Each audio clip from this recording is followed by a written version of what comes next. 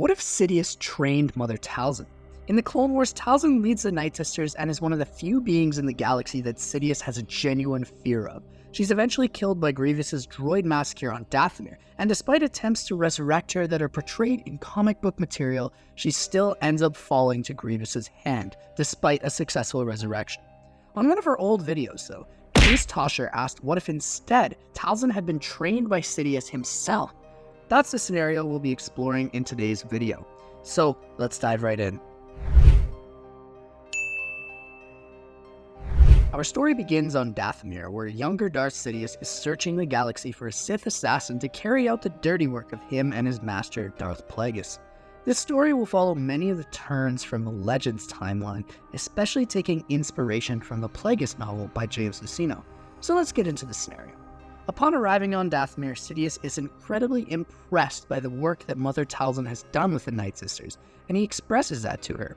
She takes the compliment humbly, and she shows Sidious all of the various children of the Night Brothers and Night Sisters that she believes would be excellent assets to Sidious.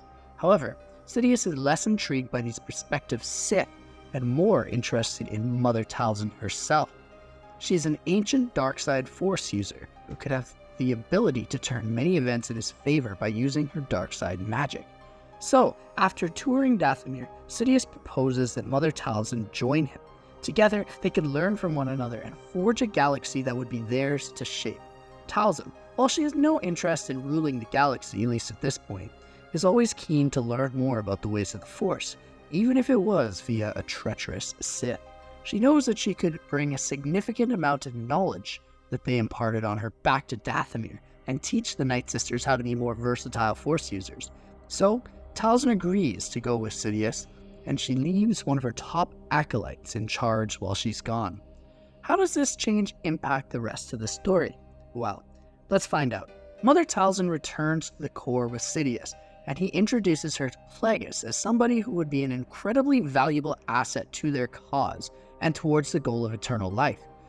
While Plagueis is initially upset and angry with Sidious for bringing back a dark side Force user that could rival their power, who had a completely different perspective on the Force, and could possibly even challenge them for more power, he eventually concedes that this risky move would probably pay off in the end.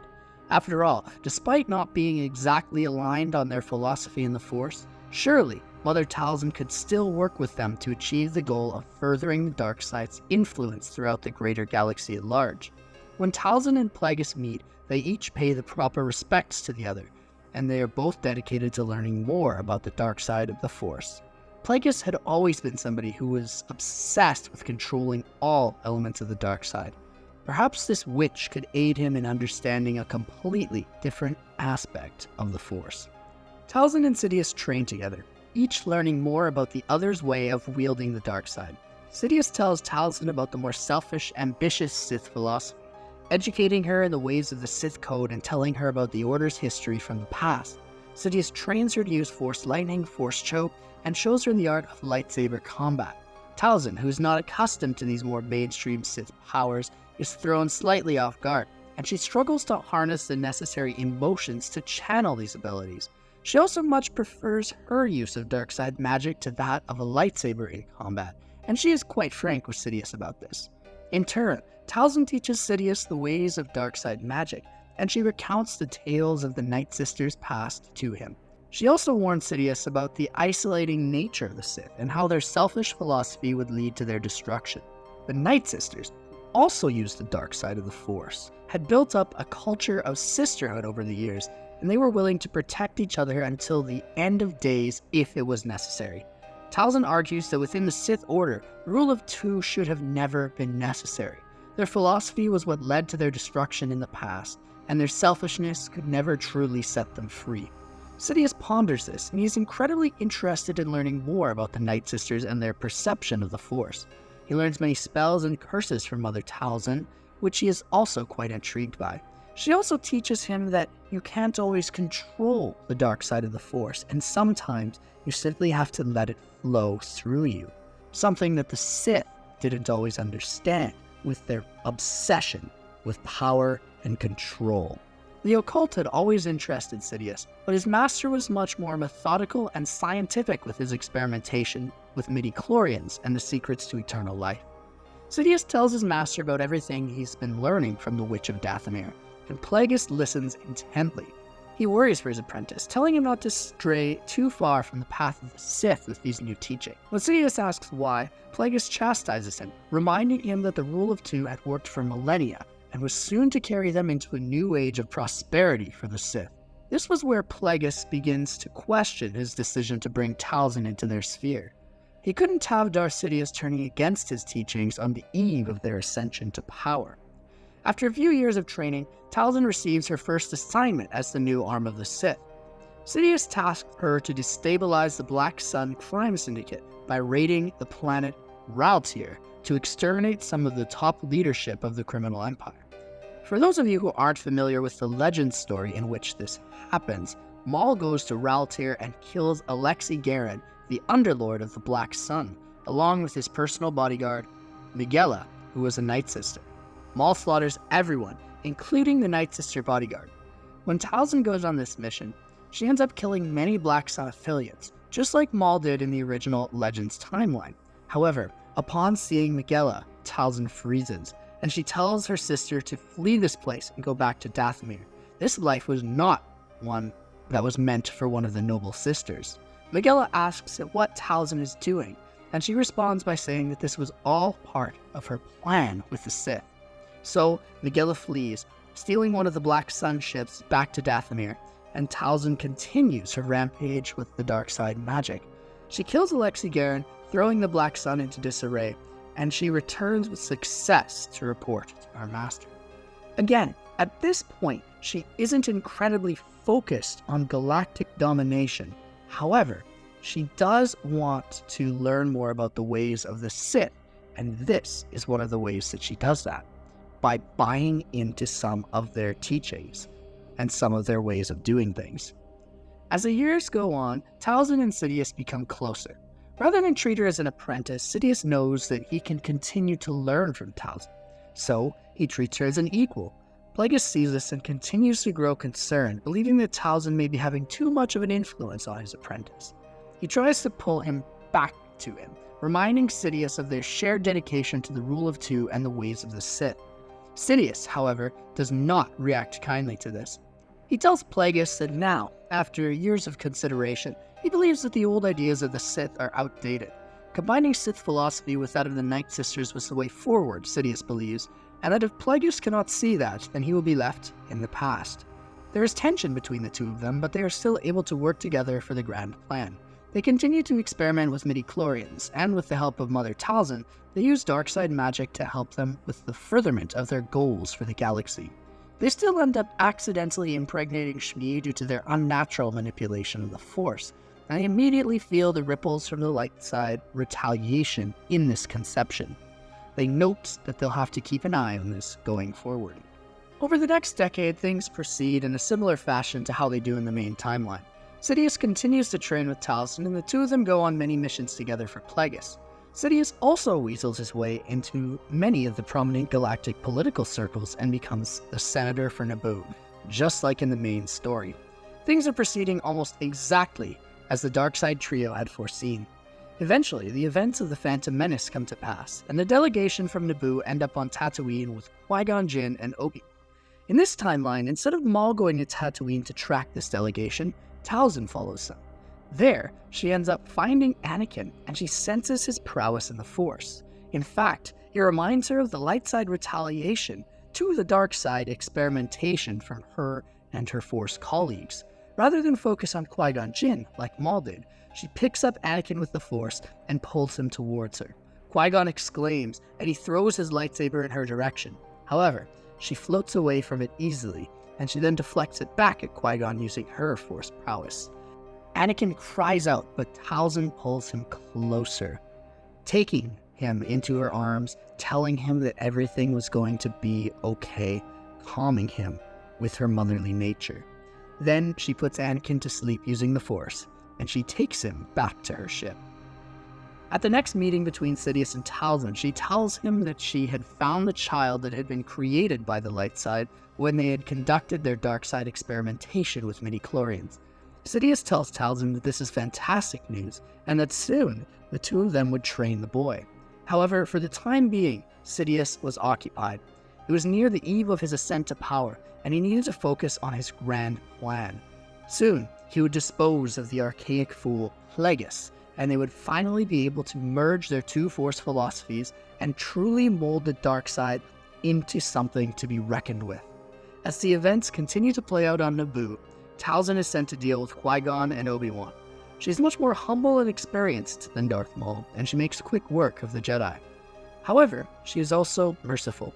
She offers both of them the opportunity to join her, to learn the ways of the dark side alongside her and her master. Naturally, both of them refuse this offer, staunch in their pursuit of Jedi values and the will of the living Force. So, Talzin ends up killing both of them. She then escapes the planet, returning to Sidious and Anakin, and she tells them about her success. Sidious is very pleased to report that he too had succeeded, and that the galaxy was tipping in his favor. Plagueis was gone, and Sidious now had control of the Galactic Senate. During this time, Talzin returns to Dathomir and informs her people of her alliance with the Sith. She tells them that Sidious planned on joining their two sects, making one that would be welcoming of all dark side users, no matter their perception of the Force. Talzin tells them that she senses no deception in Sidious, and that she believes that merging their values with that of the Sith would ultimately be better for the fate of the dark side overall. They could all benefit from new Force powers, and the Sith could learn their ways of sisterhood that had bound them together for centuries. Many Night Sisters agree with Talzin and they join her. However, some do not. The same goes for the Night Brothers. Those who are Force sensitive are invited into Talzin and Sidious's new order, despite often being looked down upon by the social norms of the planet. One of the notable ones who joins is Maul, who is ambitious and eager to prove his might alongside his brother, Savage. Anakin trains in this new order, learning both the tenets of Sith ambition, passion, and lust for power, along with the brotherly camaraderie of the Dathomirian clans. As the years go on, Sidious's grand plan plays out in a similar way to how it does in the main timeline. However, there's one key difference, because Sidious has a dark side army to wield at his disposal, who believe in honor and supporting one another. Along with Anakin being trained among their ranks, he no longer has to recruit Dooku as his apprentice. The Separatist threat still materializes, and it has a significant amount of corporate backing. Sidious still commissions the clones from the Kaminoans, but because they are not a part of Sidious's ultimate plan for consolidation of galactic power, the Clone Wars end much quicker than they do in the main timeline. Palpatine sends clones to more strategic targets, attempting to end the war quickly. In this scenario, despite having way more troops, the Separatists eventually surrender due to the superior tactics of clone soldiers, along with the effective management of military leadership. Palpatine keeps the Jedi far away from the war in this scenario. That would be needed for later. He knows that they are not experienced tacticians, and he has other plans for them in the coming days. Hey folks, if you're enjoying this story, please consider subscribing and turning on notifications as we update this channel weekly with new What If content. Now, back to the story. After the Clone Wars end, Sidious calls upon Talzin. Time has come for their elite organization of darkside users to be unleashed upon the galaxy. For the entirety of the clone conflict, they had been training in the shadows. Anakin had become incredibly powerful, as had Maul, and they had eventually become some of Talzin's most distinguished apprentices. Another figure of note that returns to the Night Sisters is Ventress, who had seen her master die before her eyes as a Jedi, and she seeks refuge on her old homeworld, Dathomir. She's welcomed back by her old clan, and she is brought up with their new order of darkside users, becoming stronger by the day in her mastery of the witch's magic mixed with the Sith powers. When Talzin informs them that it is finally time for their plan to come to pass, all of them are ecstatic. Soon, the galaxy would know the power of the dark side, and it would be a glorious day for their new order.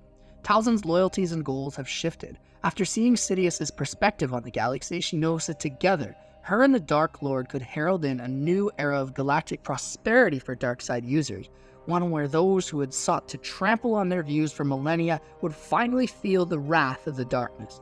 The Night Sisters and Night Brothers would sulk in the shadows no more. Soon, their power would be galaxy-renowned.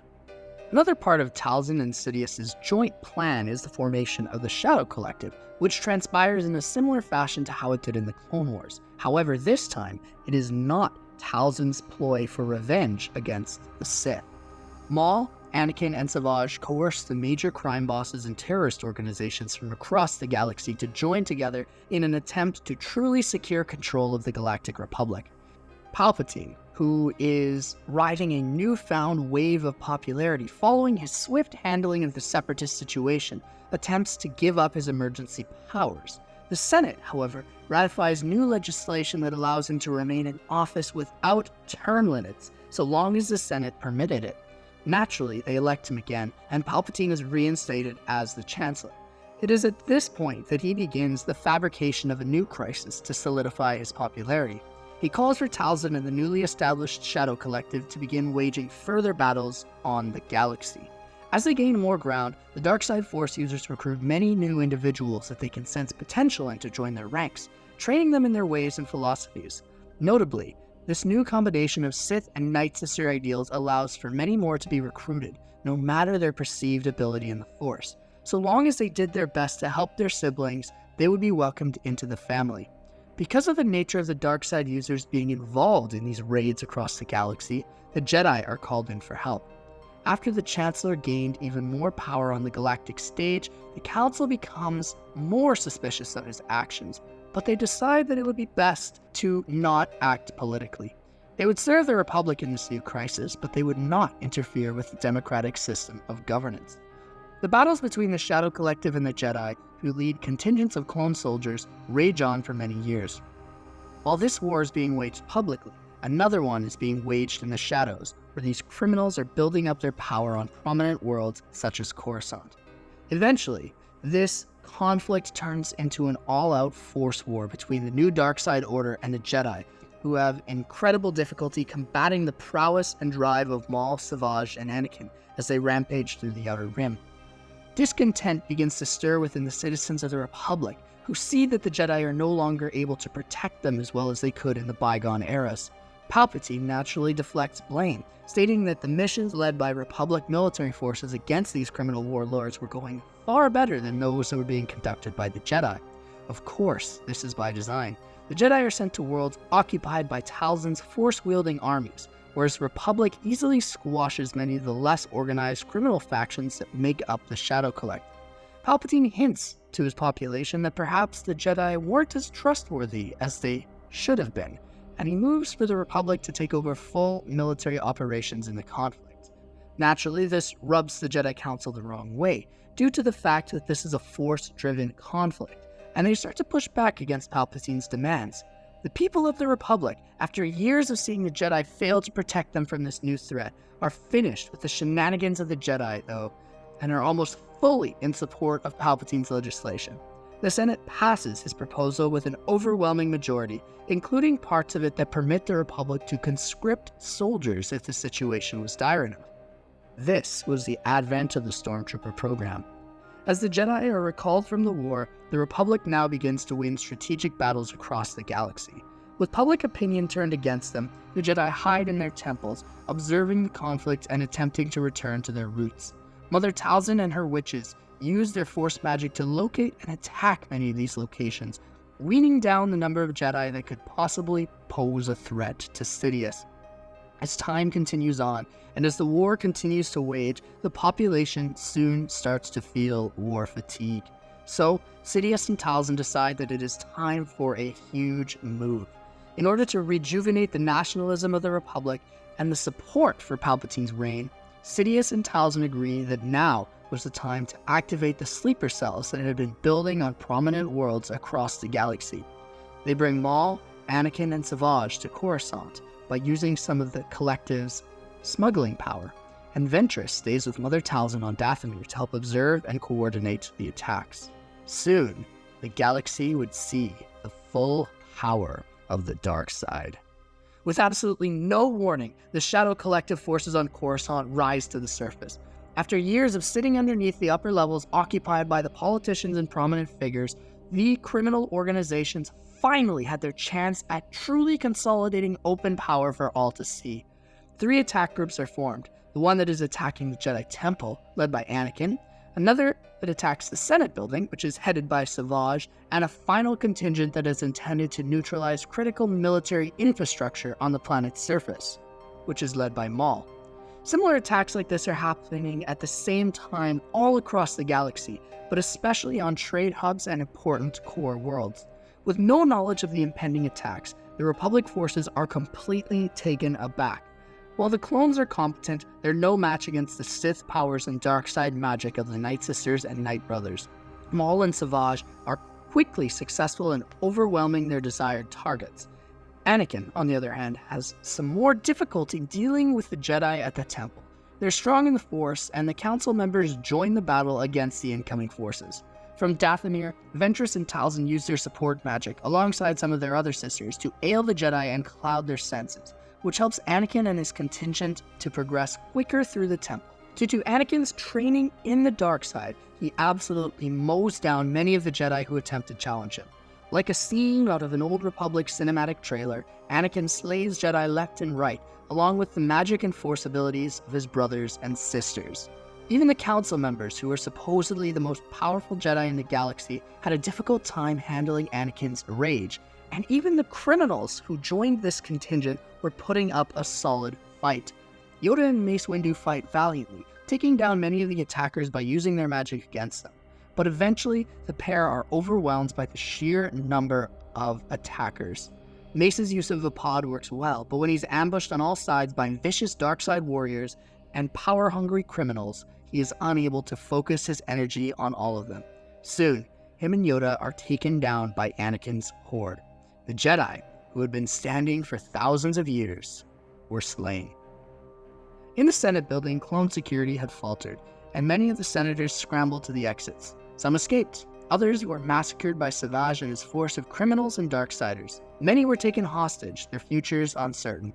Maul kills Tarkin, who was situated within the military establishment that Maul's contingent had attacked, and takes his seat in the highest office in the facility. Anakin and his troops clean house in the temple, and they begin to settle themselves in.